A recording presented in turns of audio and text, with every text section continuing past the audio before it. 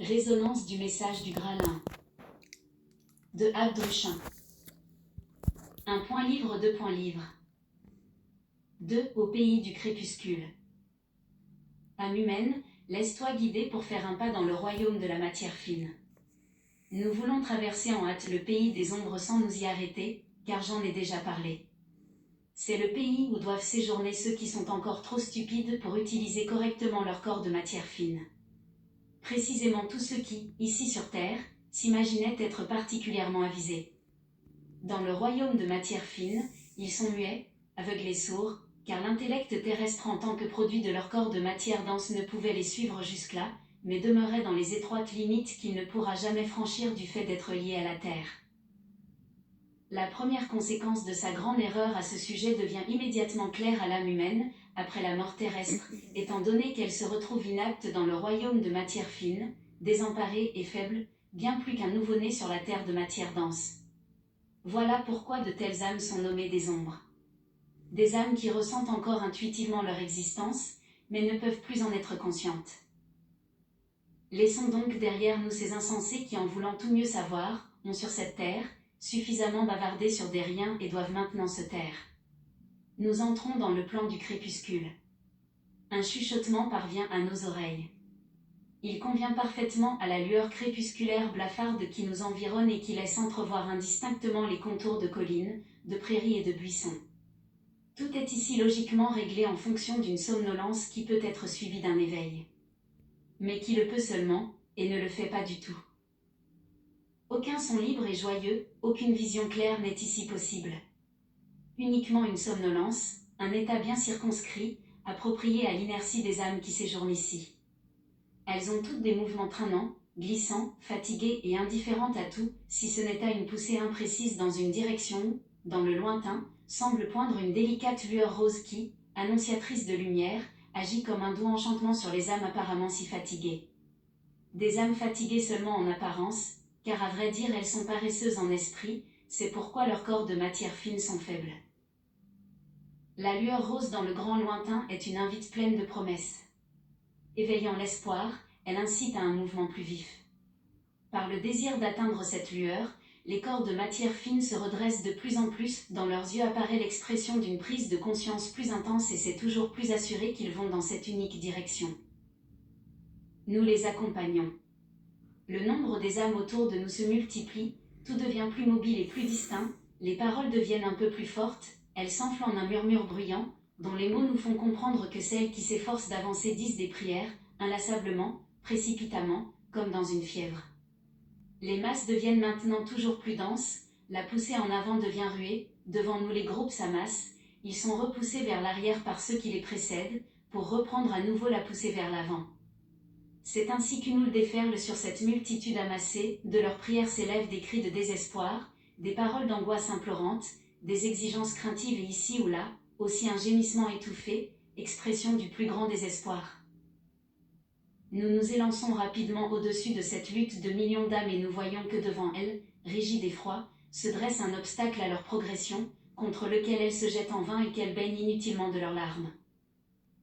Des barreaux grands, solides et serrés, arrêtent impitoyablement leur poussée en avant.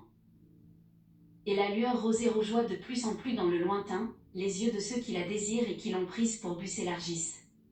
Suppliantes, des mains se lèvent, serrant encore convulsivement des chapelets et laissant glisser un grain après l'autre entre leurs doigts avec des balbutiements. Mais les barreaux sont inébranlables, rigides, les séparant du but merveilleux. Nous longeons les rangs serrés. C'est comme s'ils étaient interminables. Ils ne sont pas des centaines de milliers, non, mais des millions. Ce sont tous ceux qui sur Terre s'imaginaient sincèrement, croyants. Combien différemment s'étaient-ils représentés tout cela? Ils croyaient être joyeusement attendus et accueillis avec beaucoup d'égards. Criez-leur, croyants, à quoi vous sert votre prière si vous n'avez pas laissé la parole du Seigneur naître en vous-même pour qu'elle devienne acte, pour qu'elle devienne évidence? La lueur rose dans le lointain est la nostalgie envers le royaume de Dieu qui brûle en vous. La nostalgie, vous la portez en vous, mais vous vous en êtes obstrué le chemin par les formes rigides de fausses conceptions que vous voyez maintenant devant vous comme les barreaux d'une grille formant obstacle. Laissez tomber les fausses conceptions que vous avez acceptées pendant votre séjour sur Terre, tout ce que vous avez vous-même construit à partir d'elle. Rejetez tout cela et osez lever librement le pied vers la vérité, comme elle est, dans son grand et simple naturel. Alors, vous serez libre pour atteindre le but de votre nostalgie. Mais voyez, vous n'osez pas, dans la crainte constante que ce que vous faites puisse être faux puisque jusqu'à présent vous pensiez autrement. Ainsi, vous vous entravez vous-même, et devez rester où vous êtes jusqu'au moment où il sera trop tard pour aller plus loin et où vous devrez sombrer dans l'anéantissement. Vous ne pouvez être aidé en cela si vous ne commencez pas vous-même par laisser derrière vous ce qui est faux. Appelez toujours. Criez à ces âmes où est le chemin du salut. Vous verrez que c'est absolument vain, car la rumeur des prières incessantes ne fait que s'enfler davantage, et pour ceux qui prient elle étouffe chaque mot capable de les faire avancer vers la lueur rose et vers la lumière. Ainsi doivent-ils maintenant être perdus malgré main bon vouloir, victimes de leur paresse qui ne leur laissa ni reconnaître ni accueillir davantage que les choses extérieures de leurs églises, temples et mosquées. Attristés, nous voulons aller plus loin.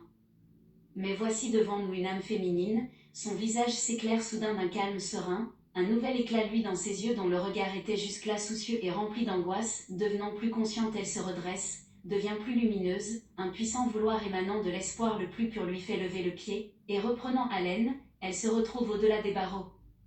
Pour cette âme féminine, ces barreaux n'étaient plus du tout un obstacle parce qu'en une profonde méditation finement ressentie, elle était parvenue à la conviction que ce qu'elle avait pensé jusqu'alors devait être faux et parce que dans la foi joyeuse en l'amour de Dieu, elle a rejeté sans crainte toutes ces choses fausses. Étonnée, elle voit maintenant combien c'était facile. Dans la gratitude, elle lève les bras, une indicible intuition de bonheur veut se libérer par un cri d'allégresse, mais ce qui l'a envahi est trop grand, trop puissant, ses lèvres restent muettes, sa tête s'incline avec un léger tremblement, ses yeux se ferment lentement et doucement de grosses larmes roulent sur ses joues tandis que ses mains se joignent pour une prière. Pour une autre prière que jusqu'ici. Une action de grâce. Une puissante intercession pour tous ceux qui se trouvent encore derrière ces durs barreaux à cause de leurs fausses conceptions qu'ils ne veulent point abandonner.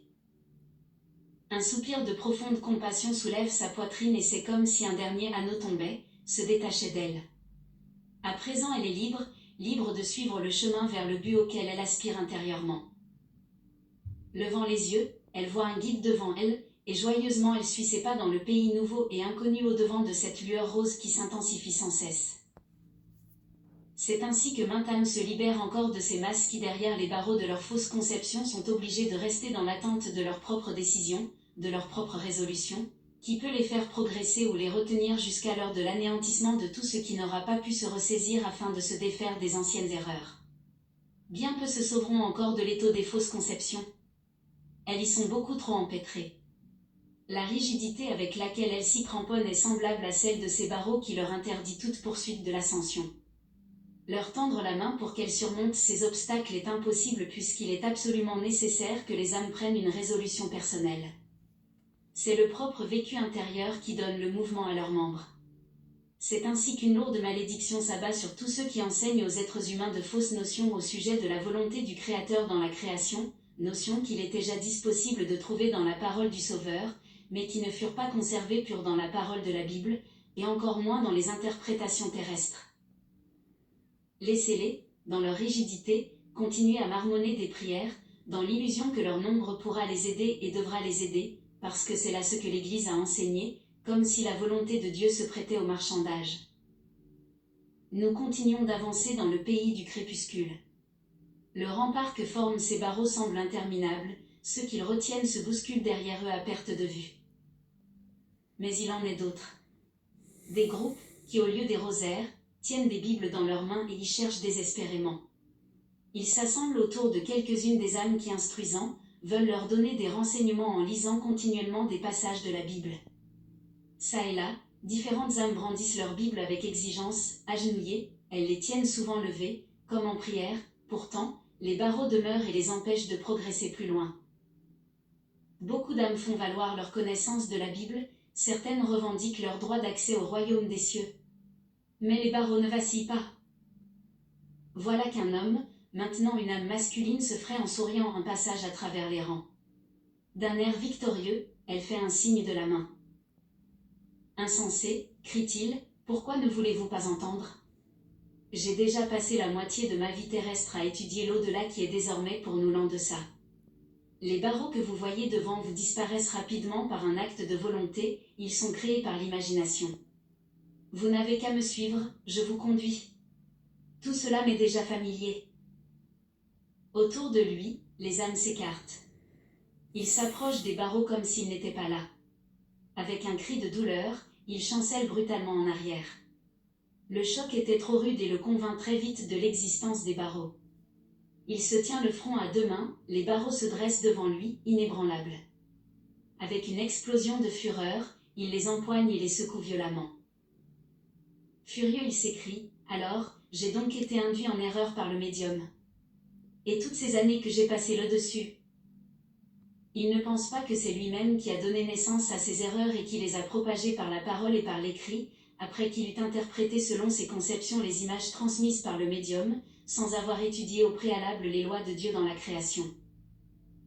N'essayez pas d'aider cet homme, ni d'autres, car tous sont tellement imbus d'eux-mêmes qu'ils ne veulent rien entendre d'autre que leur propre ressenti.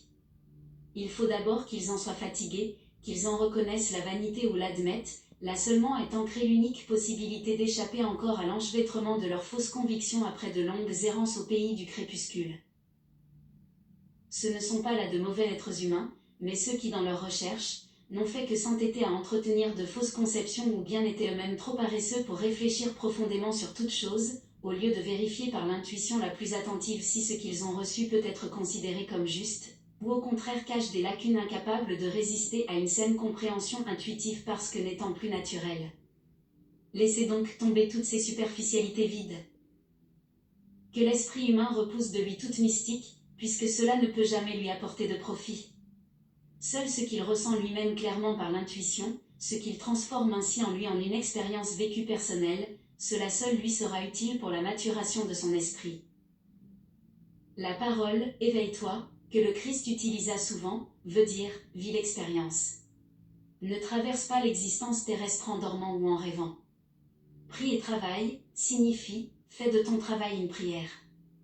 Spiritualise ce que tu crées de tes mains.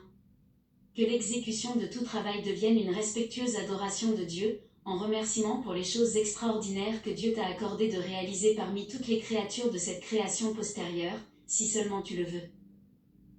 Pendant qu'il en est encore temps, entreprends de t'éveiller, de tout vivre d'expérience, ce qui équivaut à ressentir consciemment toute chose avec l'intuition.